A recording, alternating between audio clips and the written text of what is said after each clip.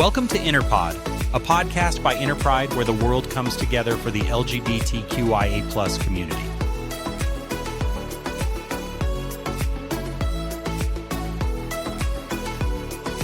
Here's our guest host for the episode, Dr. Nas Mohammed. Welcome, everybody. Thank you so much for tuning in to hear us and listen to our reflections.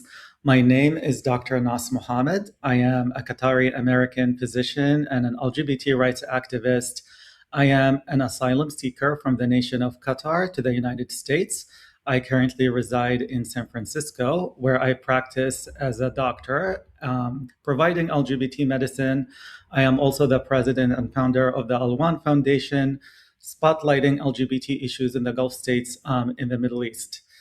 Before I give our two guests some time to introduce themselves, I wanted to set the stage and tell you why we're gathered here today. Recently, what I'm going to call it for now, an incident happened in Seattle, where in the context of the upcoming FIFA World Cup in 2026, the sporting event is coming to North America this year in Canada, US, and Mexico in 16 host cities. The organizing committee for the World Cup in Seattle, in conjunction with their Seattle Pride organization, pre-selected a date and a game to be designated as a Pride game. This was done without working with FIFA directly, as far as I know. And the draw of the game, when teams were assigned to cities, the two teams that were assigned to the pre-designated Pride match were Iran versus Egypt. After that, we had a small wave of press and covering the issue. People that were brought in to the table included Seattle Pride, including the organizing committee. In fact, the football federations from both Egypt and Iran had objected formally to FIFA. What was strikingly lacking from the conversation is the voices of LGBT Iranians and LGBT Egyptians, which is why we set this stage today. And for transparency as well, when we set this stage, we did reach out to both Seattle Pride and the organizing committee in Seattle. We had an initial engagement with Seattle Pride, and then they dropped communication. So we didn't really hear reasoning behind that from them. And then we had a delegate from the organizing committee in Seattle that was going to join us. However, they were asked to withdraw last minute. And so therefore, their voice and perspective is not in this room, not because we excluded them, but because they opted not to be included in this conversation. Now, I'm just going to turn to our guests briefly for them to introduce themselves. I'm going to start with you, Soda. Hello, salam, everyone. My name is Suda. My pronouns are they, them. I'm an Iranian, also a French passport holder, queer feminist activist. I am part of the Bi+ community and I live in France. I do a lot of queer feminism activism, a queer feminist activist when it comes to the Swana region. My dream is that Swana region is connected and we learn from each other and we share our experiences. And it's not only about the Arab-speaking countries who are part of the Swana region. So I do a lot of that kind of international work, but I also do a lot of European and international advocacy and activism. So that is who I am.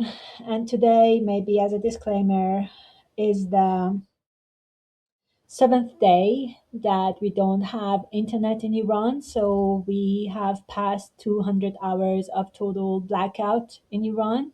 The Iranian regime has already cut off all telecommunication, so we don't know what's happening. And even before the telecommunication was off, we did see some images of the massacre that is happening. Iranian people have been in rallies and they've been trying to get their freedom back from the regime. So maybe the subject of this podcast is absolutely not a priority. Nevertheless, it is important to raise awareness about everything that is happening. So just also sending some love and light to all those people, which I'm pretty sure there are also some queer folks among the people, the martyrs for the freedom and equality in Iran. Before I start this conversation, thank you. Thank you so much for being here, Soda, and for spotlighting like what's going on as well. And this is we don't live out like we don't live our stories doesn't live in isolation from the context of everything else. And this is exactly why voices like yours are important in this conversation, because when we go and talk about waving like a rainbow flag in a pride match for the Iranian team, without this context, it can be a huge miss. So coming in and talking about what people are going through right now on the ground in what their lived experience is looking like is exactly what we need. So thank you, and thank you for like also zoning in and tuning in during this time. I know it's really hard. Mohammed, would you please jump in and let us know about all your amazing work? Hello, thank you, Nasser. Hello, everyone. I would like to introduce myself. My name is Muhammad, also known as Berg. I am an Egyptian activist for around 20 years. I am the founder and a board member of Rainbow Egypt. I'm also a founder of, I'm also a board member of another organization called Cairo 52. Both of them, and along with others that I have participated, chaired, were focused on LGBT rights in Egypt. I also have experience regionally in several networks, several summits. I am based in France. I am a refugee and a proud refugee as well. Here in France, I'm also working on access of healthcare to marginalized communities, especially migrants, but also LGBT people, and a healthcare worker. Like yourself, Nasser. Last, I would like to say almost solidarity to the Iranian people and their struggle against the regime. And I'm very happy to share my voice with everyone to bring an Egyptian perspective to the current topic today. Thank you. Thank you both. Really amazing work. And I just want to say, like I share one thing I share with you that we're outspoken activists about the things that we all have gone through. And all of us have been displaced by that hate that we have faced. And we were not silent about it. And we are able to like verbalize and challenge and push back against it without dehumanizing the rest of our community and dehumanizing the countries where we came from, which I was worried about, like in the context of this issue. Like people immediately came in to speak about it, and it seemed like to me, in the way I was reading the press coverage, is that the story of an Egyptian or of an Iranian did not sound human to start with. So when the story of an Egyptian or an Iranian is not human to start with, how are you going to humanize an LGBT story within that culture? And I think that was my concern when I was just like reading at it. So this is the reason I wanted to work with this podcast to try to bring in your voices to set the tone and readjust to the press, even that are covering this topic, who the stakeholders are. So I want to hear, so that was my initial reaction when I first heard this. I want to hear about your reactions when you first heard about this context, about what was going on. Let's start with you, Mohammed. Well, for me, it's a simple topic, but has many different perspective, and there is a lot of intersectionality. When I first get to hear the news, I said, "Oh my God, this is another campaign being done, which are speaking in our voices, but we were not included. We were not taking part of." But then I feel some sympathy for Seattle City and the organizing committee that they already have been promoting the Pride match without knowing who are going to play. And my only sympathy for them is that they are having a PR nightmare right now, because if I would be talking about the Egyptian team or each Egyptians in general, when it went into the media, it was saying that the FIFA or the organizing committee are trying to impose the pride and having rainbow flags on the Egyptian fans and the Egyptian team. And of course, there were retaliation, a letter being written to FIFA. FIFA is also have said that we did not endorse the Pride match. They asked in the last World Cup in Qatar, we are going to respect the culture. There is problems, internal problems that I'm trying to refrain on. However, in the Egyptian media, there was a higher level of LGBT phobia in social media and in the news, that now another Western country trying to impose their values on the Egyptian team, and we are fighting against it. And probably we still don't know what is the Seattle Pride match local committee going to do, but I feel that we are going to be, or like the Egyptian LGBT people, they are going to be a collateral damage only for the sake of promoting the city of Seattle for LGBT tourism within the US citizens. So I'll be a collateral damage. My communities are going to be affected badly because of this. I have no idea whether the Egyptian team would be playing, would the the fans would accept going. But I can say from my place, with my face and my voice, it's not making any benefit or any good to the LGBT people. You are not sharing the spotlight in a good way. And again, nothing about us is without us. So we were not included. So you are going to have to be responsible for this.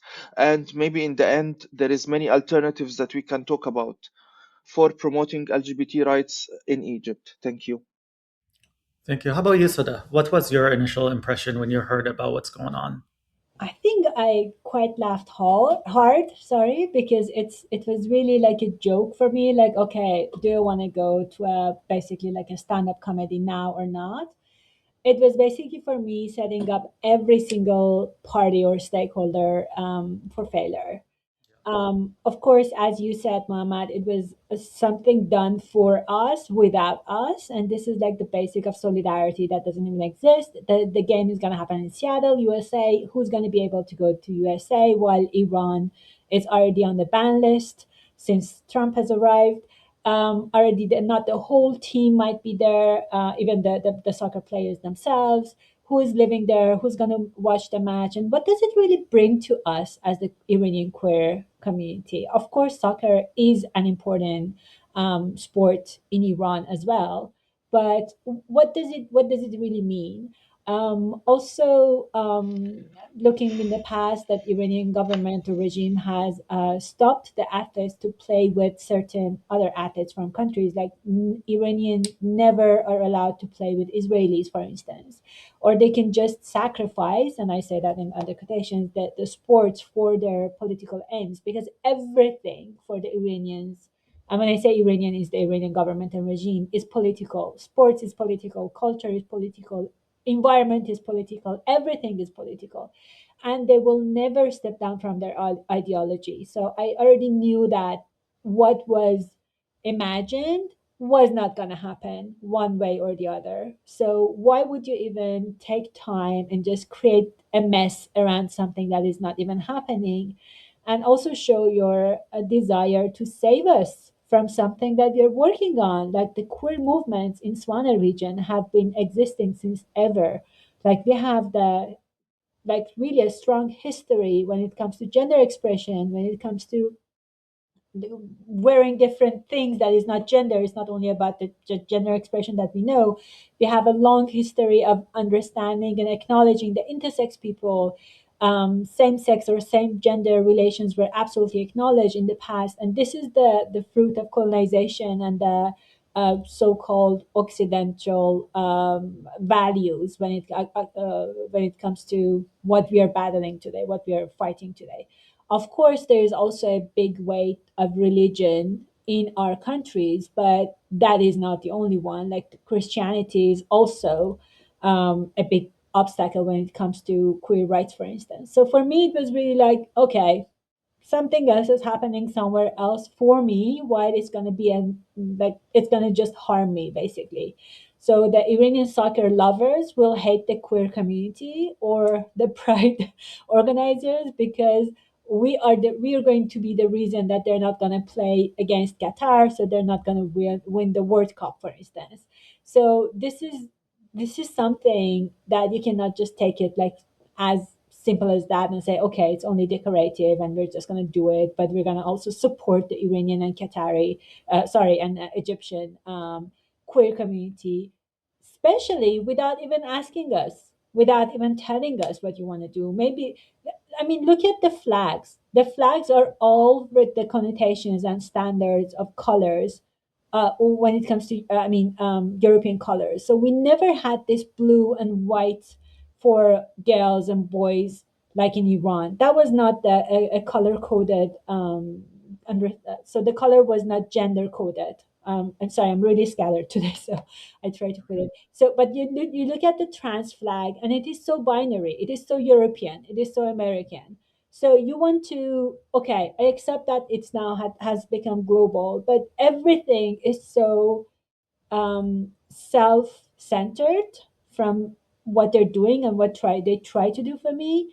And sometimes you get a gift, but you don't know what to do with the gift, so it ends up in the trash, or unfortunately, but you have received the gift, but you never asked for it. So it was just yeah, stand-up comedy for me. With all due respect. Yeah. Like I want to like add like to what you both were saying. Like what I, of course, like this is reminiscent for me, like to what has happened in Qatar in the last World Cup. And I've been involved with LGBT activism. I even worked with San Francisco Pride for a couple of years on their board. And I don't think anybody has a clear answer like for how to universally push for LGBT rights. I don't think we have defined that collectively the way we agree on. And to me, like when I personally work, I work so that each family can humanize their own child that is LGBT and is able to keep them and protect them, regardless of where that family is, whether they're in Russia or Uganda or Egypt, in Qatar or US or Seattle or San Francisco.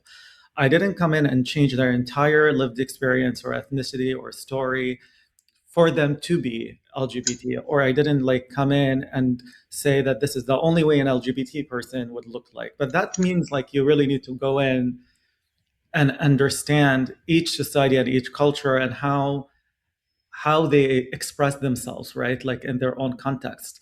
So now like with that like bigger picture in mind, I want to ask you like for like Egyptians and Iranians, they're going to be looking at Americans that are like they some of them may not even humanize like the American story, right? Like to them, they're foreign people and they're going to their land now to play soccer.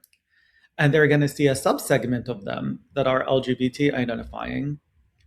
How do you think allyship can look like to humanize LGBT Egyptians and Iranians by the, their American counterparts? Although, like the context we're talking about is in the Seattle game, but we're going to be having a lot of other games on Pride Month throughout the United States. So there will be different countries coming in, playing on Pride Month in different cities. But I want to have your perspective.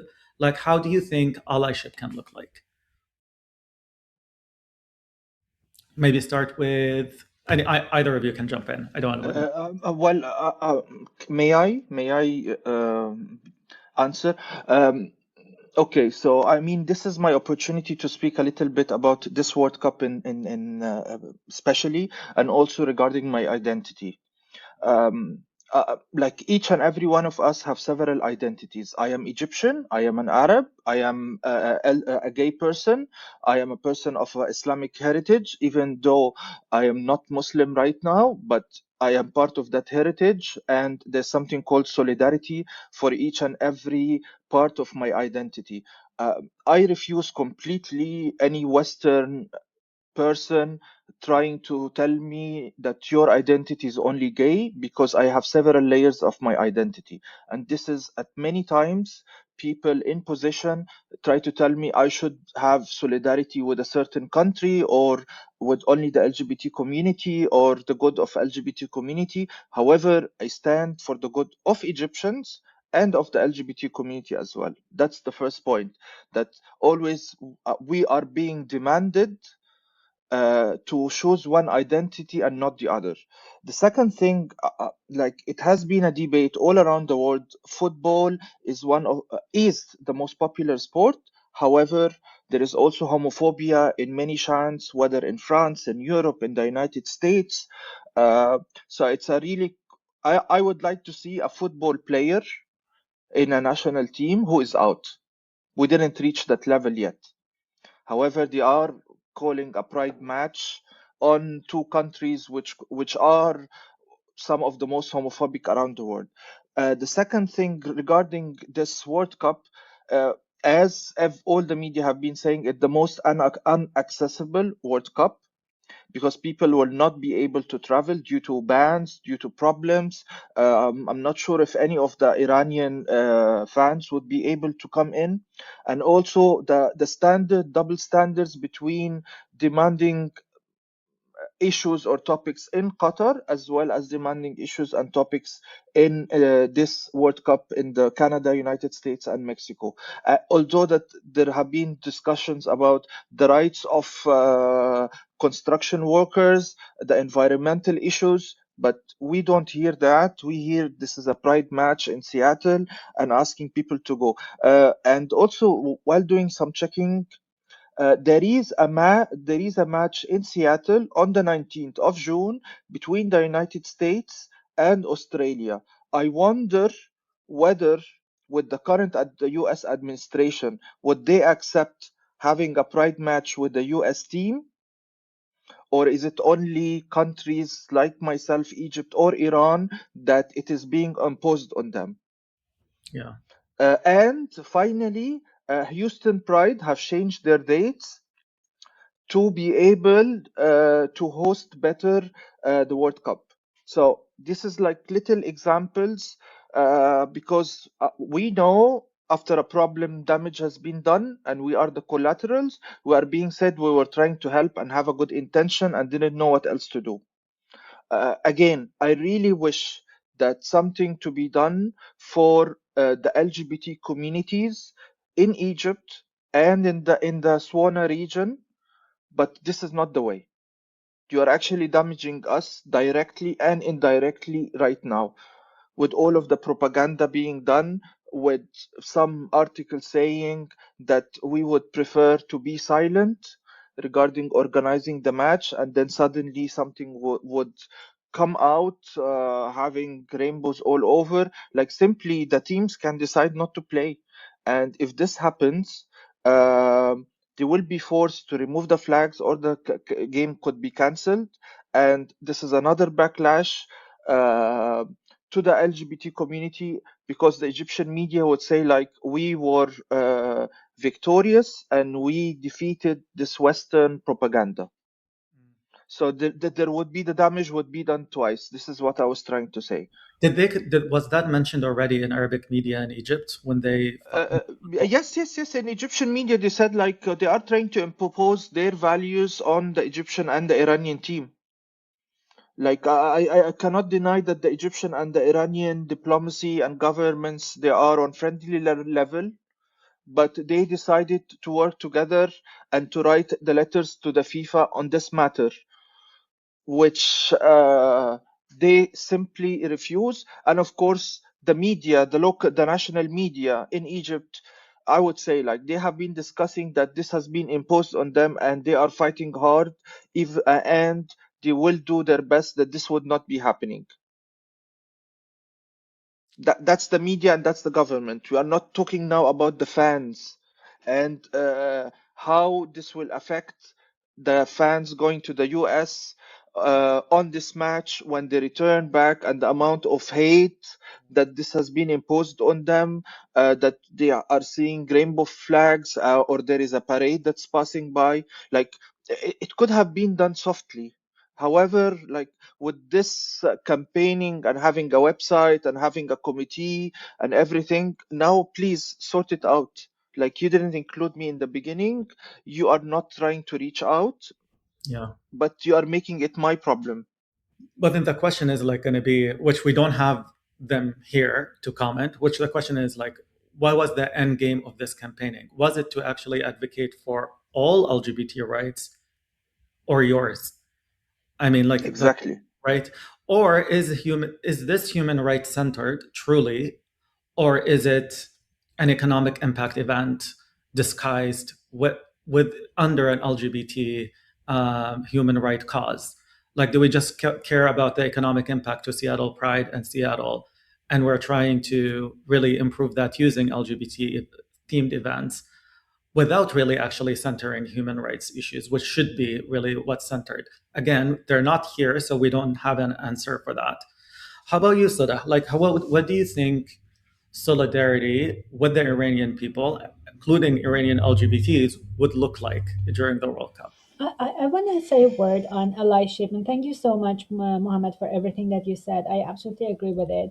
There are two things that I want to mention. First of all, I just want to make it clear that I'm not in absolute like agreement with. I mean, I disagree absolutely with cultural relativism. So I'm not saying that it is too early for Iranians or this is not in the Iranian culture or Egyptian culture. It is not about that. It's about the allyship itself.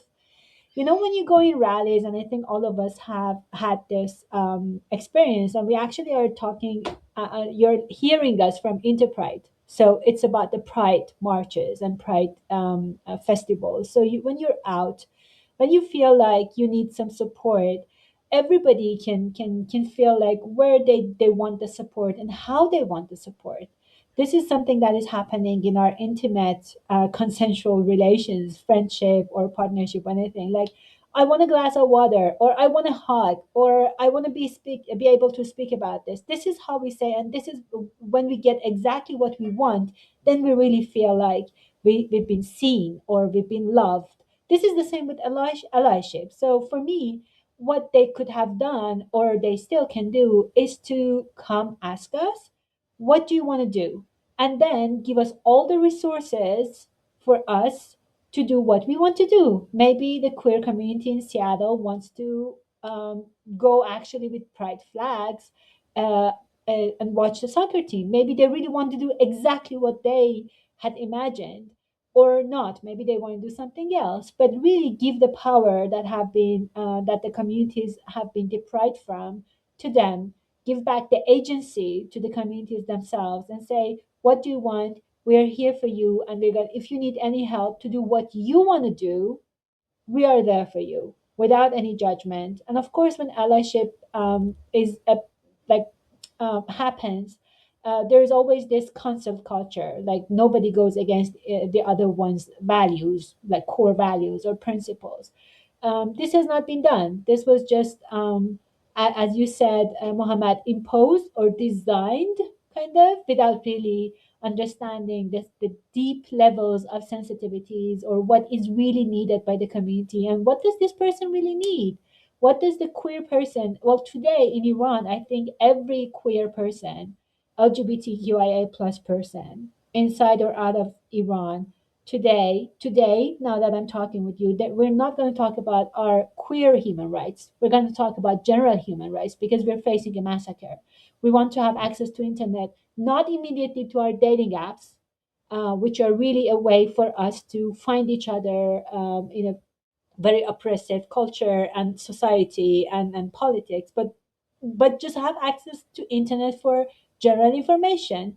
I'm not saying that our rights are secondary. I'm really saying that we should listen to the people that we want to come out as allies for them. Otherwise, it becomes a new way of colonization, new way of white saviorism, or a new way of harm, basically. Yeah. You know, the one thing like that I have to say that a narrative that I think we're all stakeholders in globally is that our societies come to us and speak about us like we're external to society, not part of it. They come and say, our own people would come in and say, like, your existence is like, doesn't match our culture and traditions. I am part of that. I am part of the Qatari culture. I am not external to it. I'm not a stain on that fabric. I'm a thread in that fabric. And that's the battle that 100%. we're fighting. And that's the battle that we're fighting.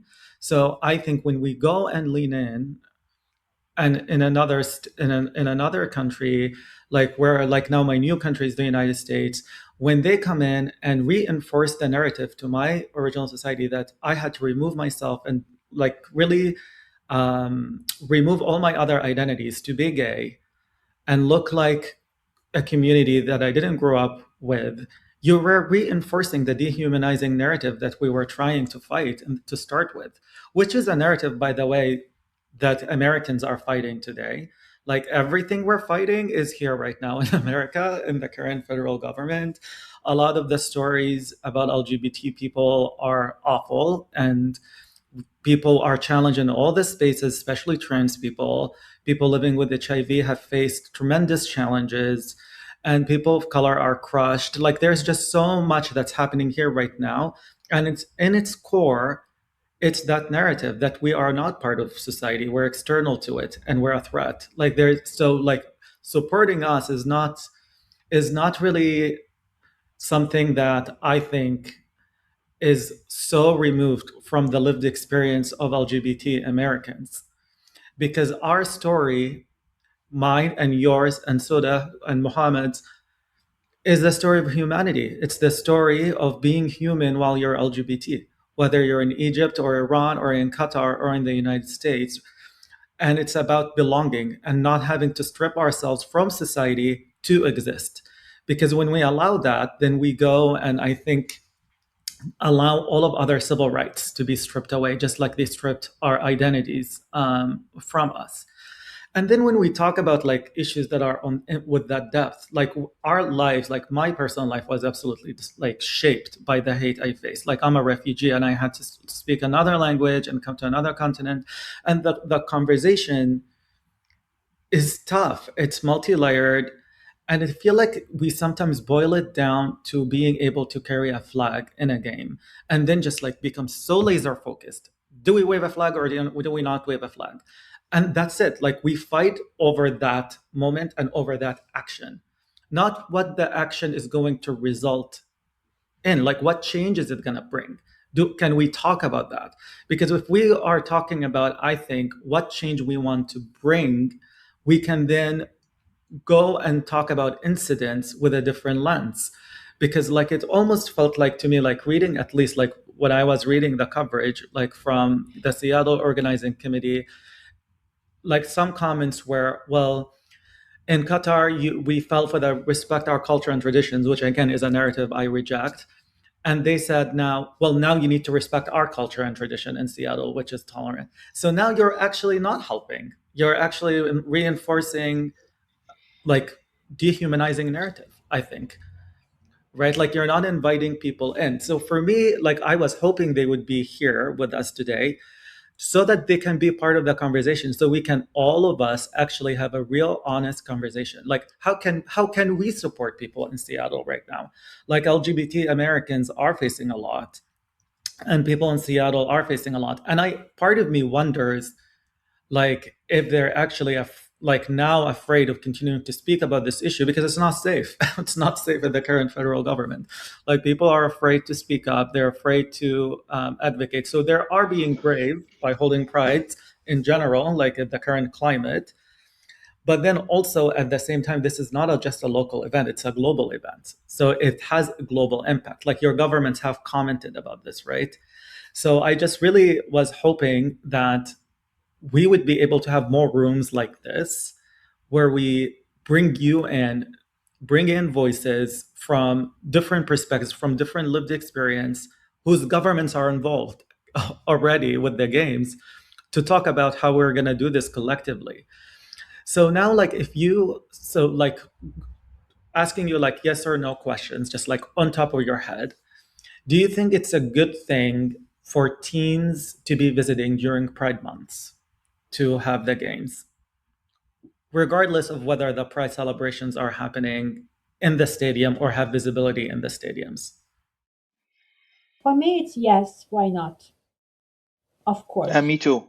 I mean, this is what to say. Like there is an impact of seeing like real LGBT people celebrating. It's a yes.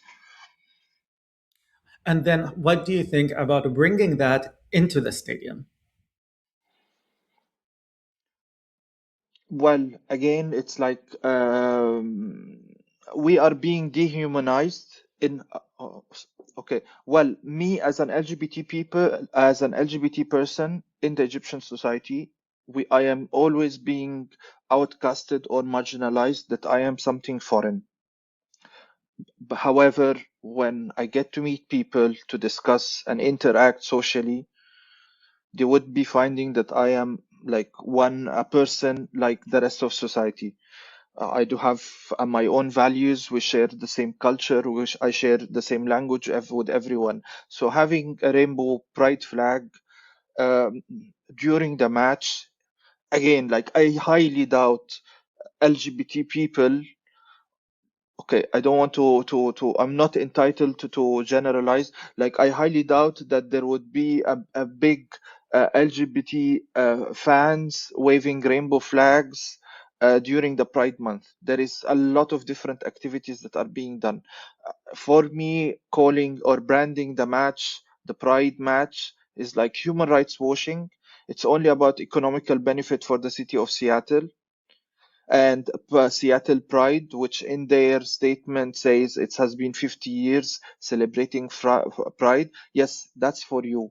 However, you are having now a negative impact on me. And I think it's not only about on me, it's about many other identities that I belong to and many communities that are existing also in Seattle. Yeah. But to put number on it, right? Like a lot of, just for the listeners, right? Like, because we're talking about LGBT Iranians plus LGBT Egyptians. I know we don't have formal statistics, but if we go by roughly 10% of the population, we're talking about what, like 18 million people combined that are LGBT identifying from both Iran and Egypt. So it's not a small number of people that are now like not invited to the table in this conversation when the government of Iran and when the government of Egypt were involved, just for like to put a number on it, to show like how many people are left out of the conversation when we are talking about this issue. I mean, for some people, numbers are really important, but again, one of the values that I think everyone shares is everyone, even if it's one person, we need to care for this one person. But yes, as you agree, if they want numbers like 18 million people, it's not a small number. And I also understand it's like a big percentage, and we are impacting a lot of people. But again, one thing, it's not only going to be affecting only Egyptians and Iranians, it's going to be affecting a lot of people. um, I know in the United States the term race and the issue of race is very important. However, it's going to be affecting a lot of countries and a lot of brown and black people. If this is to be said, it's not going to be only about Egypt. It will be including all the neighboring countries of Sudan, Libya, Pakistan, Afghanistan, Azerbaijan, Turkey. I mean, it's a whole region, and it's in millions. Like having this and how it's going to end, Yeah. which I am a little bit pessimistic about how this is going to end and whether it would be cancelled or not. I mean, if they decided to go forward, it will have a bad impact. If they decided to cancel, it's going Yeah, to be also another impact right. that the brown and people, or like the Egyptian government and the Iranian government, have succeeded in deterring this Western agenda. Yeah. So I Sorry, talk was wondering. I was wondering if how you two, for instance, or anybody who's listening to us or seeing us, uses their flags or comes out with the colors or the pride signs or something.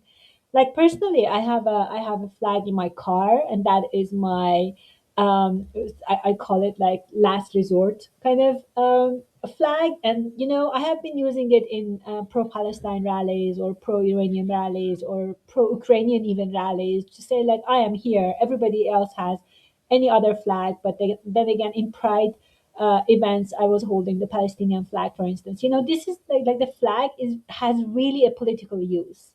So why do you use it, right? So I was wondering if they're gonna ban the entrance of any pride sign or pride flag in the stadium, and then I personally can choose to go with or without the flag as an individual.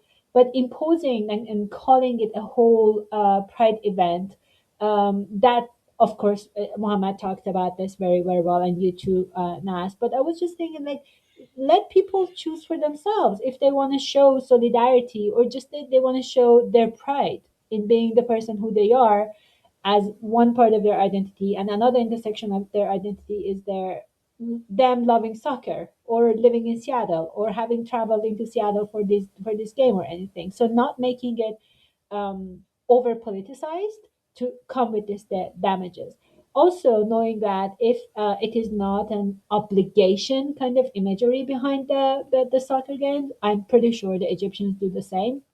But the Iranian TV does not broadcast the live games. They just broadcast it with a little bit of like delay, so they can actually mitigate if there is any image that they don't want to show. Because this is not the first time that we're talking about something existing or being represented in the stadiums that the Iranian government doesn't like. We have had women like freedom movement. We have had let women go to stadium movement and campaigns. We have had so many instances, so many moments in the history of the Islamic Republic of Iran that the stadiums have been used by individuals or activists to show just the slogans or to chant slogans or having another flag than the Islamic Republic of Iran's flag. So they have their mitigation plans. I mean, yeah. Again, so this is about how to be an ally, to make sure that this is happening. If Suda wants to go as an Iranian queer person and show like I exist and I am here and I'm supporting. I love or I don't love watch soccer, but I want to be here in this public space here, and I'm using my space, then the Iranian government might cut off the image from being broadcasted, but not making it as Mohammed said, something like a big event that they will just refuse, and there is absolutely no way to support anyone, and that they actually win. Those people who want to erase our existence, even. Iran had a president who said, we don't have such things in Iran. And with such things, he actually used the slur to address the queer people. So, again. Oh Yeah. yeah, and something also about the numbers. I've done my mathematics. I've done mathematics at university, but when it comes to counting us, I never know how many people we are because we are not growing up in open societies. Like Yeah. this is such a cis hetero. Yeah, so just being able to identify yourself with yourself and just thinking about it is really a privilege. You should really be able to do that. But also any democracy, and I really am a democracy activist, is a democracy when the one minority person, the person who is in one minority, even if it's that one person, as Muhammad says, has access to full rights and justice and freedom. So for me, the majority having the right to anything, of course, it's a given. I have to be careful that the minority, even if that's one person, has access to their rights and justice and freedom.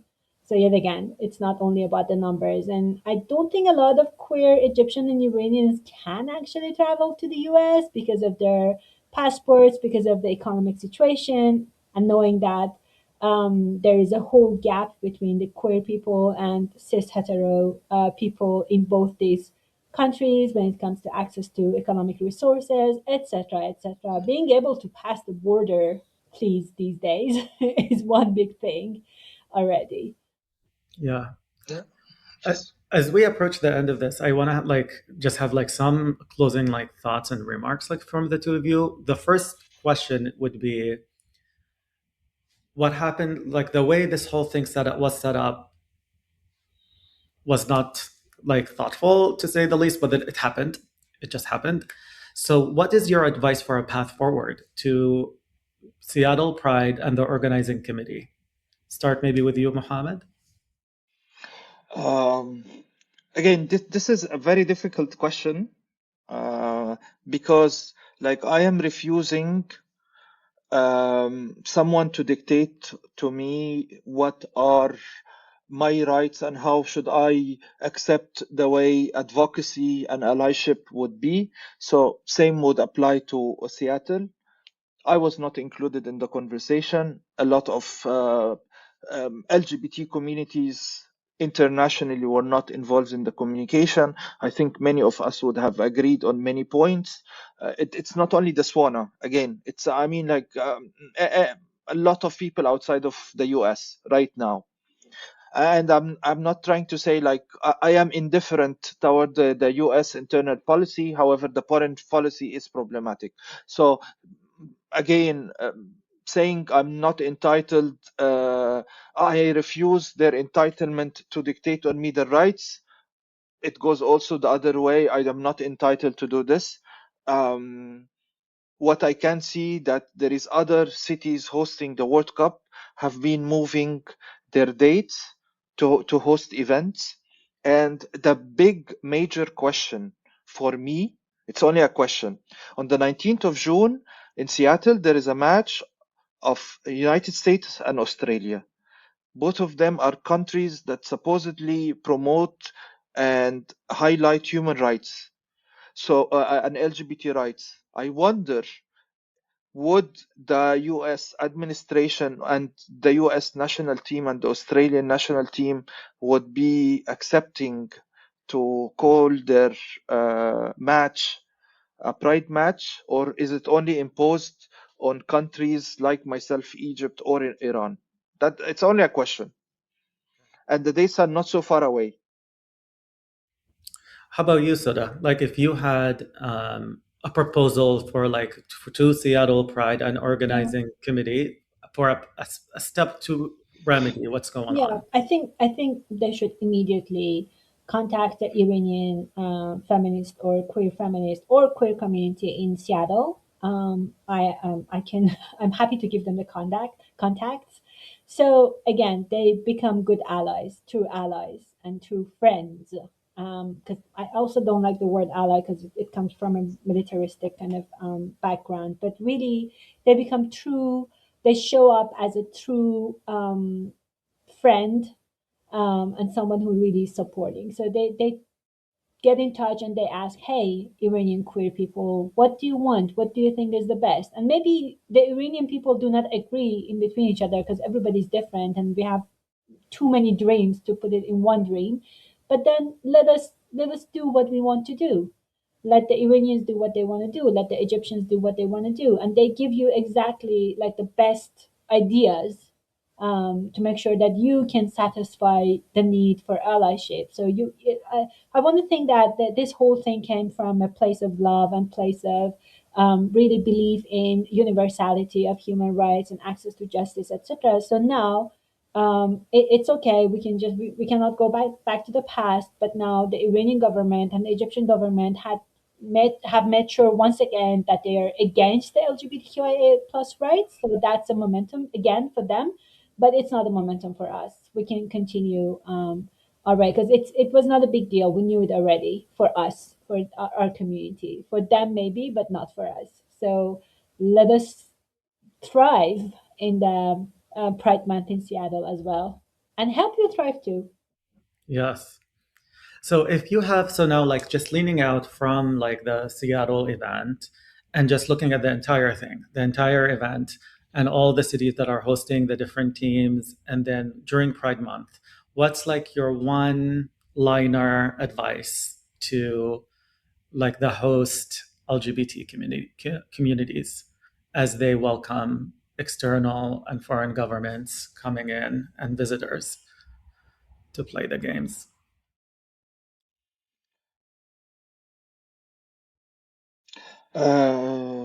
Well, that's a very important question indeed. And it has a lot of, it needs a lot of insight. Um, if I wanted to deliver one message for Pride events that are happening during the matches, is that for the LGBT communities in the United States, I know it's a difficult time for all of you, and you have my solidarity with the current administration and with all the anti-gender rights movement. But I hope your prejudice that for fans that are coming to visit the US, if they were able to, Egypt is not on the travel ban list. However, if Egyptians are visiting from Egypt, please avoid the prejudice. At many times, our societies or Egyptian society, they have been processed that the pride flag, the rainbow pride flag, and LGBT people in a negative way. Try to be welcoming and show the American identity and character of hospitality and freedom and respecting everyone. I think that would be simply my message. Like, we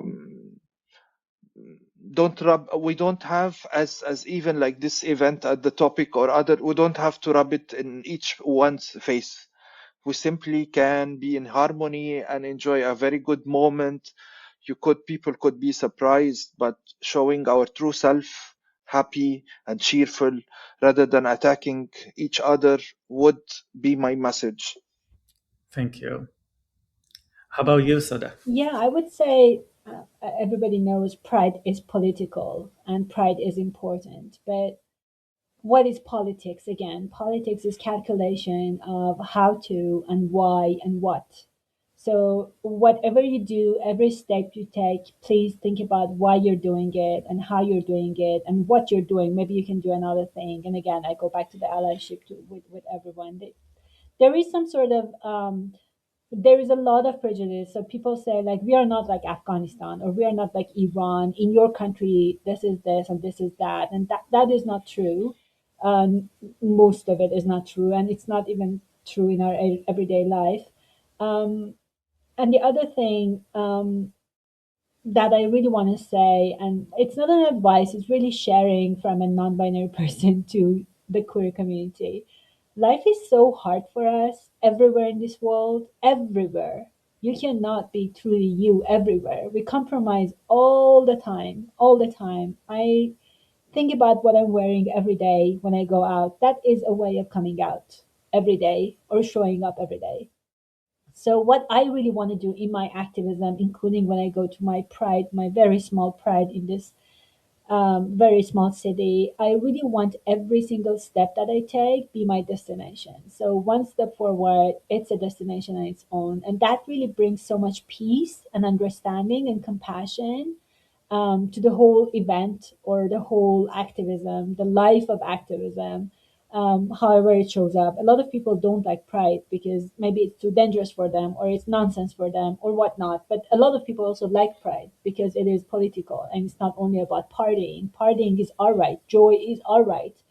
So yeah, I would just say that just remember that this is only one step towards a bigger destination, but let that destination be with you in every step. So if you believe in freedom and equality and justice, whatever you believe in, for a world that you want to live in, just bring it in this very moment, in this very step, in this very party, in this very dancing, in this very drag show, in this very whatever you're like the sparklings on your head, on your face, just bring it there and enjoy it. Thank you.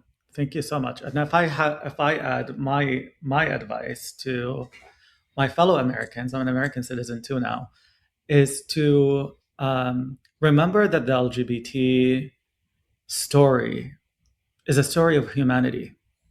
It's a story of all of us. And it's the story of a person that looks like Soda, and a story of somebody that looks like Muhammad, and a story of a person that looks like me. And as we engage with this conversation, it would be good to not ice out ethnic voices from the conversation because it belongs to everybody.